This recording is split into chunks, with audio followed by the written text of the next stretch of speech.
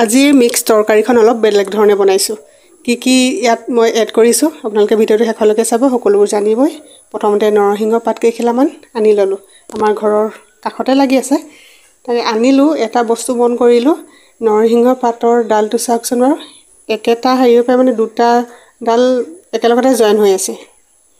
তাকে আগে ছিঙিয়ে আনিলোঁ, তাৰপিছতহে দেখিছোঁ, ভাবিলোঁ আপোনালোককো এবাৰ দেখাওঁ। প্ৰথমতে মই নৰসিংহ পাতখিনি ভালদৰে এৰাই ল'লোঁ, তাৰপিছত ভালকৈ চাফা পানীত ধুই ল'লোঁ। ধুই আনফালে কি ল'বলৈ লৈছোঁ, মিক্স ভেজ বনাবলৈ লৈছোঁ যে আলু লৈছোঁ, কাচকল আৰু বেঙেনা। এয়া পিঁয়াজ, আদা, ৰচুন আৰু নৰসিংহ পাত মই একেলগে মানে এটা পেষ্ট কৰি ল'ম। আলু, কাচকল আৰু বেঙেনা একেলগে মিক্স কৰি খাই পাইছেনে বাৰু? যদিহে নাই খোৱা ভিডিঅ'টো শেষলৈকে চাব আৰু খাবলৈ মানে ভাল পাব। প্ৰথমতে আলুখিনি ফ্ৰাই কৰি ল'লোঁ। ইয়াত চাওকচোন বাৰু, অকণমান মানে ডাঙৰকৈ কাটিছোঁ দেই। আলুখিনি সম্পূৰ্ণ ফ্ৰাই কৰি ল'ব। ইয়াত ফ্ৰাই কৰি হৈয়ে গৈছে, অকণমান ব্ৰাউন কালাৰ হোৱালৈকে ফ্ৰাই কৰি লৈছোঁ। এতিয়া কাঢ়ি দিছোঁ। তাৰপাছতে কাচকল কেইপিচ ফ্ৰাই কৰিছোঁ। কাচকল কেইপিচ ফ্ৰাই কৰিবলৈ আৰু বেছি সময় নালাগে, কম সময়ৰ ভিতৰতে কাচকলবোৰ ফ্ৰাই হৈ যায়। লগতে বেঙেনা ফ্ৰাই কৰি লৈছোঁ। বেঙেনা ফ্ৰাই কৰিবলৈও বেছি সময় নালাগে, অলপ ইফাল সিফাল কৰিলে, গৰম তেলত পৰিলে কিমান সময় লাগিছে ন, হৈ যায় পটককৈ।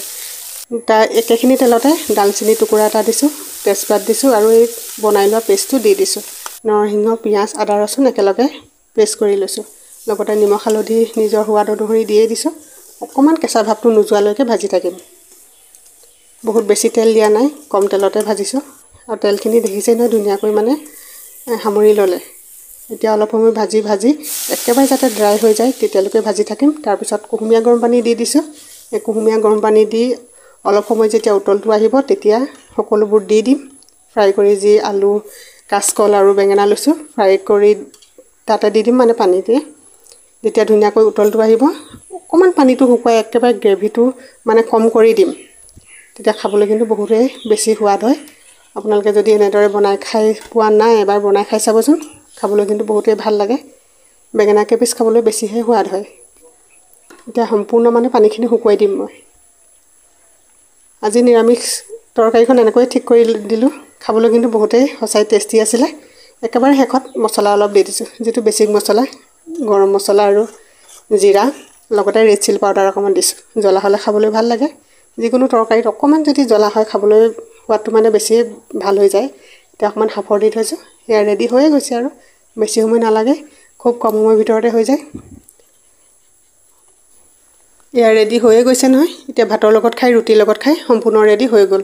মই প্ৰায় মানে পিঁয়াজ, আদা, ৰচুন বা বিলাহী বা এই দিছোঁ যে নৰসিংহ পাত, মই প্ৰায় মানে এটা পেষ্ট বনাই লওঁ। কি কাৰণে লওঁ, মানে খুব কম সময়ৰ ভিতৰতে হৈ যায় যে, তেতিয়া ইমান দিগদাৰ নহয়। এনেকৈ যদি মানে অকণমান গ্ৰেভি কৰি কিবা এটা বনাবলৈ হয়, সেই পেষ্টটো যদি বনাই দি দিওঁ নহয়, গ্ৰেভিখিনি মানে বহুত ধুনীয়া ডাঠ হৈ যায়, খাবলৈও ভাল লাগে। খুব কম সময়ৰ ভিতৰতে কিবা এটা হোৱাকৈ বনাবলৈ চাওঁ। যিহেতু ঘৰতো বহুত কাম থাকে ন, অকল পাকঘৰতে লাগি থাকিলেই নহয়। সেইকাৰণে মানে কম সময়ৰ ভিতৰতে যদি কিবা এটা হৈ যায়, তেতিয়া ভাল লাগে আৰু। এয়া সম্পূৰ্ণ ৰেডি হৈ গ'ল থালিখন। আপোনালোকে মোৰ ভিডিঅ'টো চাই কেনে পালে জনাব। লগতে লাইক আৰু ছাবস্ক্ৰাইব কৰি দিব। আজিলৈ আহিছোঁ, বাই বাই।